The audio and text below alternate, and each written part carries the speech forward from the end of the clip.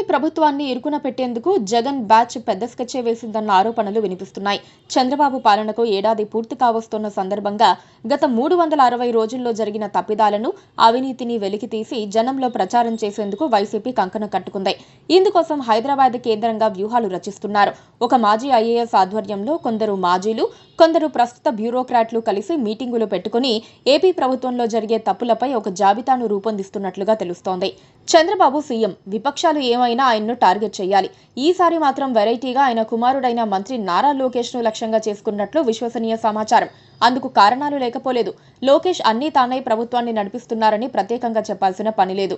శివుడి ఆజ్ఞ లేనిదే చీమైనా కుట్టదన్నట్లుగా ఇప్పుడు ప్రతి అంశం లోకేష్ దృష్టికి వెళ్లాల్సిందేనని టీడీపీ వర్గాలే అంగీకరిస్తున్నాయి. లోకేష్ కోటరీ అన్ని పనులు చూసుకుంటుంది. ప్రభుత్వంలో ఏ పని జరగాలన్నా లోకేష్ గ్రూప్ కనుసన్నల్లోనే చేయాల్సుంటుంది.